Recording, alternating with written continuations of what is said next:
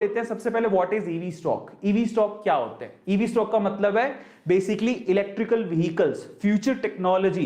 देखिए सिंपल सी बात है यार, अब मैं थोड़ा सा मैं बात, ईवी स्टॉक आपने देखा होगा आजकल इलेक्ट्रिकल व्हीकल आ रहे हैं, है ना। बहुत सारे लोग पेट्रोल और डीजल, वैसे ही उसके दाम इतने बढ़ चुके हैं, तो पेट्रोल और डीजल पे तो अब डिपेंडेंसी नहीं रह सकती ना, बहुत ज्यादा दाम बढ़ चुके हैं। आने वाले समय अब दाम क्यों बढ़ रहे हैं? क्योंकि धीरे धीरे ये जो कन्वेंशनल रिसोर्सेज हैं उनमें कमी आ रही है।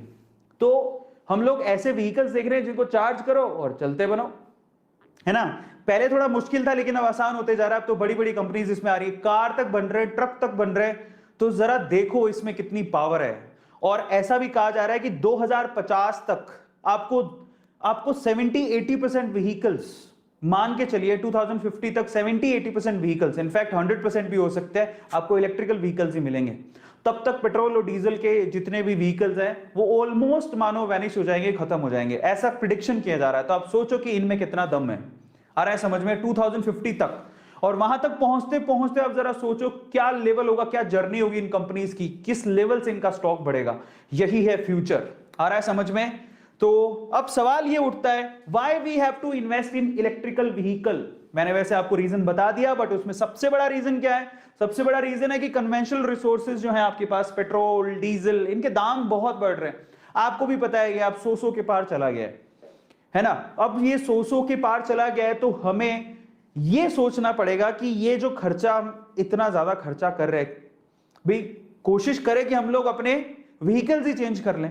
और आने वाले टाइम में लोग ये चीज करें, आने वाले टाइम में क्या अभी कर रहे हैं लोग, अभी भी इलेक्ट्रिकल व्हीकल की तरफ उनका रुझान बढ़ते जा रहा है। बहुत अच्छी अच्छी कंपनीज आ रही हैं जिनके 2 व्हीलर्स, 4 व्हीलर्स, 3 व्हीलर्स अवेलेबल है, इलेक्ट्रिकल व्हीकल्स अवेलेबल है। गवर्नमेंट सब्सिडी तक दे रही है बहुत सारी बाइक्स में। आपने देखा होगा, एक तो मैंने रिपोर्ट पढ़ी थी कि दिल्ली की गवर्नमेंट ने एक व्हीकल पे कम से कम 28,000 की सब्सिडी दी है।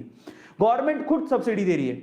समझ में आ रहा है? क्योंकि यार इनके दाम बहुत बढ़ गए, हम ज्यादा रिलाई नहीं कर सकते अब इनके ऊपर। और मे भी हो सकता है कन्वेंशनल रिसोर्सेज हैं एक दिन खत्म ही हो जाए, तो क्या करोगे?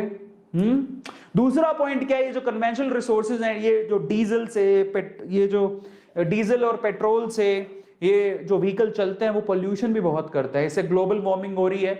अभी तो एक अच्छी खबर ये आई कि हमारी जो ओजोन परत थी जिसमें बहुत बड़ा छेद हो गया था, अभी ये जो चल रहा है लॉकडाउन एंड ऑल काफी टाइम से, उससे वो जो ओजोन का जो छेद है वो भर चुका है। एक अच्छी खबर है। तो आने वाले समय में अगर हमें अपनी पृथ्वी का एनवायरनमेंट बचाना है और हमें खुद को सरवाइव करना है, ठीक है, तो हमें इन ई व्हीकल की तरफ जाना पड़ेगा, क्योंकि पोल्यूशन हमारी जिंदगी खराब कर रहे हैं। आपको भी पता है कि आबो हवा कितनी खराब हो चुकी, बाहर निकल नहीं सकते। कोरोना चल भी जाएगा तो पोल्यूशन इतना है कि आप मास्क के बिना बाहर नहीं निकल पाओगे। तो यही रीजन है जिसकी वजह से हमें फ्यूचर की तरफ देखना पड़ेगा।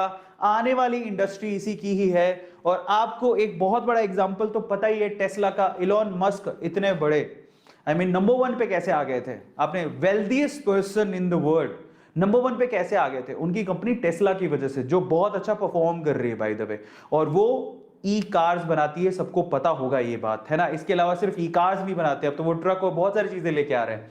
सो ये बूमिंग इंडस्ट्री है, इस वजह से हमें इसमें इन्वेस्ट करना